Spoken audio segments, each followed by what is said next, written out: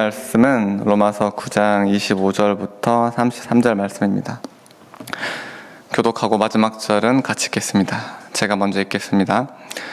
호세아의 글에도 이르기를 내가 내 백성 아닌 자를 내 백성이라 사랑하지 아니한 자를 사랑한 자라 부르리라. 너희는 내 백성이 아니라 한 그곳에서 그들이 살아계신 하나님의 아들이라 일컬음 받으리라 함과 같으니라. 또 이사야가 이스라엘에 관하여 외치되 이스라엘 자손들의 수가 비록 바다의 모래 같을지라도 남은 자만 구원을 받으리니 주께서 땅 위에서 그 말씀을 이루시고 속히 시행하시리라 하셨느니라. 또한 이사야가 미리 말한 바 만일 만군의 주께서 우리에게 씨를 남겨두지 아니하셨더라면 우리가 소돔과 같이 되고 고모라와 같았으리라 함과 같으니라. 그런즉 우리가 무슨 말을 하리요? 의에 따르지 아니한 이방인들이 의를 얻었으니 곧 믿음에서 난 의요. 의의 법을 따라간 이스라엘은 율법에 이르지 못하였으니 어찌 그러하냐? 이는 그들의 믿음을 의지하지 않고 행위를 의지함이라. 부딪힐 돌에 부딪혔느니라. 기록된 바 보라, 내가 걸림돌과 거치는 바위를 시온에 두노니 그를 믿는 자는 부끄러움을 당하지 아니하리라 함과 같으니라. 아멘. 이 본문의 내용을 이해하기 앞서 9장의 1절부터 33절의 전체적인 맥락을 이해할 필요가 있는데요. 9장은 마치 샌드위치와 같은 구조로 되어 있습니다. 빵 부분, 위에서 아래 이렇게 덮고 있는 부분은 이스라엘에 대한 내용입니다.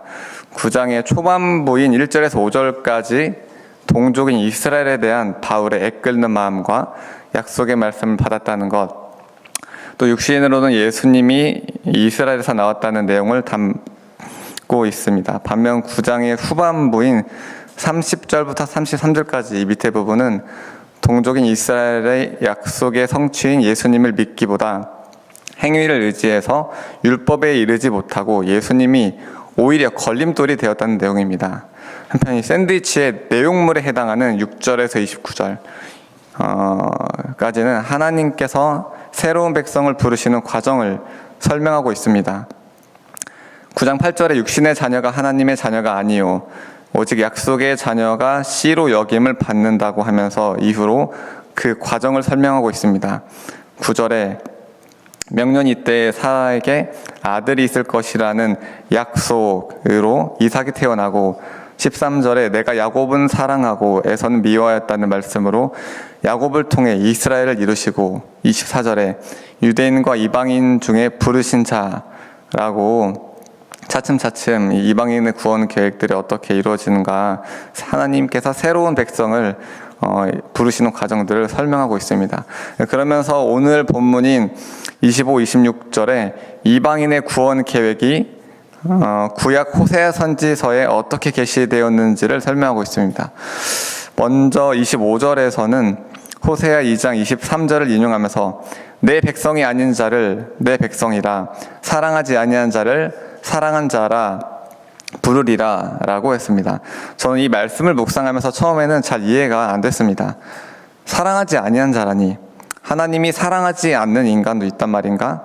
그럼 이스라엘만 사랑하고 이방인을 사랑하지 않았다는 이야기인가? 하나님이 그럴 수 있나 하고 약간의 혼란이 있어서 이 말씀을 붙잡고 기도하는데 하나님은 과거에 저의 모습을 보여주셨습니다. 제가 봐도 저의 옛 모습은 도저히 사랑할 만한 인간이 아니었습니다.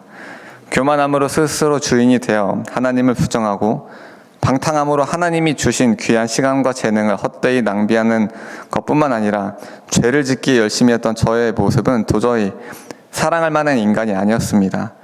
당연히 하나님의 백성도 아니었습니다. 굳이 표현하자면 마귀의 노예 상태에 있는 이방인이었습니다. 모든 이방인의 상태가 저와 다르지 않았을 것이라 생각합니다. 그랬던 저를 이방인들을 하나님의 백성으로 삼아주시고 사랑한 자라 불러준다는 것은 말도 안 되는 은혜였습니다.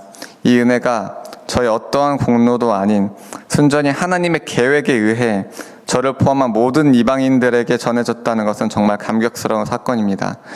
25절이 개인에 대한 하나님의 부르심과 구원에 대해 설명하고 있다면 26절은 지역적인 구원에 대한 내용을 담고 있습니다. 26절에 내 백성이 아니라 한 그곳은 이스라엘을 제외한 모든 이방 땅을 뜻합니다. 그곳에서 그들 즉 이방인들이 살아계신 하나님의 아들이라 일컬음을 받는다고 하는 이 말씀은 우리가 교회사를 통해 확인할 수 있습니다. 오순절 사건 이후 바울을 통해 유럽이 복음화되고 로마가 가톨릭을 국교로 공인하게 되고 그 속에서 종교개혁이 일어나 유럽이 다시 복음으로 일어나고 종교개혁의 열매로 청교도들에 의해 미국이란 기독교 언약국가가 세워지고 또 미국 선교사들의 피 흘림 위에 이승만 대통령을 통해 대한민국이 또 하나의 기독교 언약국가로 세워지고 이외에도 열방의 많은 우상을 섬기던 나라에서 많은 이방인들이 하나님의 자녀가 되었습니다. 이렇게 하나님께서 이방인들을 당신의 백성으로 사랑하는 자로 부르시곤 그 지역에 기독교 국가, 예수 믿는 자유가 있는 국가가 세워지는 흐름은 선교학자들은 이것을 복음의 서진이란 개념으로 쉽게 설명하고 합니다. 유럽에서 미국, 미국에서 한국으로 말이죠. 그렇다면 그 다음은 어디일까요? 우리가 전진하고 나아가야 할 땅, 우리가 복음을 전해야 할 이방인, 돌파해야 할 지역적인 사단의 견고한 찐 영적 최전선을 저는 북한이라고 생각합니다. 예수님께서는 가서 제자 삼으라고 말씀하셨고 그 말씀에 순종하여 선교사들은 그 지역으로 파송되어 복음을 전했고 그 결과 영혼 구원의 역사가 일어났습니다. 하지만 북한은 가서 복음을 전할 수 없는 땅입니다. 그렇다면 어떻게 해야 할까요? 저는 이에 대해 5가지 전략을 권해드리고 싶습니다. 첫 번째 전략은 기도입니다. 단순한 기도가 아니라 견고한 진을 파하는 대적 기도를 하는 것입니다. 에베소서 6장 12절에 우리의 싸우는 씨름은 혈과 육을 상대하는 것이 아니라 통치자들과 권세들과 이 어둠의 세상 주관자들과 하늘에 있는 악의 영들을 상대함이라 라고 했습니다. 지피지기면 백정백승이라고 했는데요. 우리는 북한 땅을 잡고 있는 악한 영의 실체를 구체적으로 알고 대적해야 합니다. 북한의 주체 사상은 크게 3가지 사상의 혼합체입니다. 첫 번째는 잘 알고 있는 공산주의의 영입니다. 사실 공산주의 자체도 다양한 사상의 혼합체이긴 합니다. 먼저 유물론에 근거해서 신과 종교를 부정합니다. 또 사회진화론을 토대로 미국을 중심으로 한 자유민주 사회와 부르주아 계층이라고 규정한 사람들을 악으로 규정해서 이들에 대한 분노를 원동력으로 삼고 이들을 타도할 때 노동자들의 천국이 온다는 역사관, 세계관을 가지고 있습니다. 또한 국가가 인민의 행복에 대한 책임을 가지고 있다는 국가주의적 사상을 기초로 보편적 복지를 주장합니다. 국가가 하나님의 자리를 대신하며 돈으로 사람들의 마음을 매수하는 것이죠. 이는 필연적으로 국가의 권한과 권력을 비대화해서 개인의 자유를 억압하는 전체주의로 향해 결국에는 절대 권력을 거머쥐게 됩니다. 두 번째 사상은 유교입니다. 전 세계 공산주의 국가 어디에도 어버이 수령은 없습니다. 유교에서는 임금에게 충성하고 부모에게 효도하는 충효 사상을 바탕으로 임금과 조상을 복의 근원으로 신격화하고 제사를 드리는데요. 북한의 김일성은 임금이자 부모, 즉 어버이 수령으로서 충성과 효도를 다 받는 대상이 되었습니다. 조선시대에 500년 동안 학습되어 국민 정서에 깊이 녹아있는 충효 사상을 간파하고 자신을 그 숭배 대상의 자리에 올려놓은 것이죠. 세 번째는 샤머니즘, 즉 자연 숭배 사상입니다. 여러분, 김일성은 우리와 혈통이 다르다는 것 알고 있으신가요? 네, 김일성은 그 자손들을 소위 백도열통이라 칭하며 신성시 여기고 있습니다. 여기서 백도열통이란 민족의 영산이라 불리는 백두산의 정기를 받은 혈통을 의미합니다. 올해 1월 2일 신년사에서도 김정은은 백마를 타고 나타나 백두정신을 강요했는데요. 백두산을 신성시 여기며 숭배하는 조선민족의 샤머니즘 사상을 활용해서 자신을 그 숭배 대상의 자리에 올려놓은 것이죠. 이는 김일성을 21세기의 위대한 태양이라 칭하고 금수산 태양궁전에 안장하고 참배하면서 태양신 숭배 사상으로도 표현되고 있습니다. 북한을 잡고 있는 악한 영은 종교는 아편이라고 한 공산주의와 이 샤머니즘의 모순적으로 결합하고 유교까지 혼합한 독특한 영입니다. 또한 오픈도의 선교회에서 전 세계 기독교 박해지수 수준으로 2위와 형격한 차이를 보이며 19년째 1위를 하고 있습니다. 다른 사상은 다 되는데 기독교만은 안 되는 것이죠. 또한 주체 사상은 이 어드히어런츠닷컴에서 신도 1900만 명을 보유한 종교로도 등재되어 있습니다. 우리는 이러한 북한의 영적 실체를 분명히 알고 이를 대적하며 기도해야 합니다. 두 번째 전략은 북한에 무언가를 보내는 것입니다.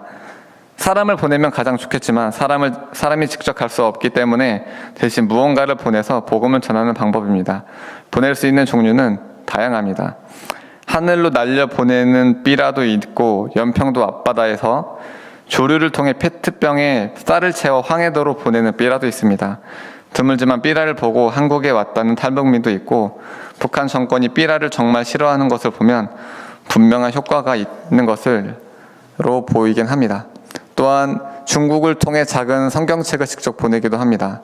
모퉁이도 선교회가 이 사역을 하고 있죠. 뿐만 아니라 극동방송처럼 전파를 보낼 수도 있습니다. 우리는 이런 단체들의 사역에 직접 참여하거나 혹은 후원함으로써 사역에 동참할 수 있습니다. 세 번째 전략은 북한 주민의 탈북을 돕는 것입니다. 제가 만난 학생들의 표현을 빌리면 소위 브로커를 선이라고 표현을 하는데요. 학생들도 기독교 선을 통해 올 경우에 오면서 비용도 적게 들어서 빚이 없거나 빚이 적게 한국 생활을 시작할 수 있습니다. 반면 일반선을 타고 올 경우 본인이 다 부담하기 때문에 비용이 비싸고 그렇게 빚으로 온 경우 빚을 갚기 위해 한국에 와서도 적응에 어려움을 겪는 경우들을 많이 봤습니다. 한 명을 탈북시키는 데 드는 비용은 2013년만 해도 150만 원이라고 했었는데 최근에는 강화된 국경통제와 이에 대한 위험성 때문에 2천만 원에서 2,500만 원이 든다고 합니다. 제가 일했던 하늘꿈학교에도 평생 자비랑 혹은 후원으로 탈북민 구출 사역에 헌신했던 선교사님이 몇 분 연결되어 있어서 목숨을 걸고 헌신으로 데려온 탈북 청소년들이 한국에 입국했을 때 잘 부탁한다고 보내주셔서 입학하는 학생들이 종종 있습니다. 미국의 북한 인권단체인 링크도 이 일을 하고 있습니다. 네 번째 전략은 한국에 입국한 북한 이탈 주민을 돕는 것입니다. 대부분의 북한 이탈 주민들은 북한의 가족과 친척을 두고 있기 때문에 남한 사회에 잘 정착하고 한국 사회에 긍정적인 인식을 가질 때 이들을 통해 북한 내부에서도 선한 영향이 흘러가게 됩니다.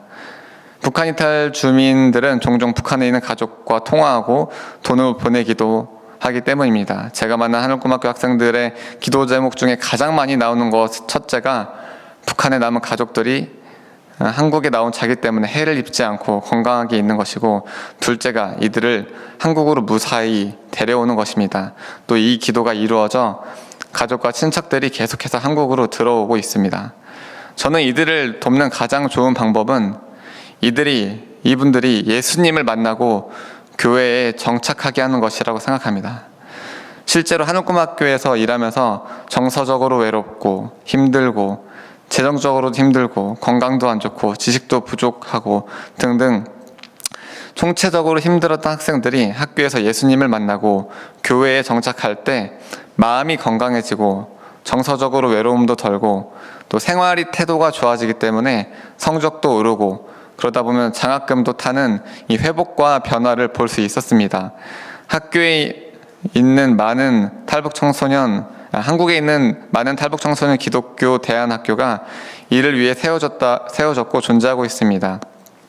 이곳에 교육봉사를 통해 학생들을 실제로 만날 수도 있고 후원을 통해 사역을 도울 수도 있습니다. 다섯 번째 전략은 주변 사람들에게 북한의 실상을 알리는 것입니다. 그 중에서도 핵심은 북한 인권의 실상입니다. 이것은 북한의 문을 열쇠입니다.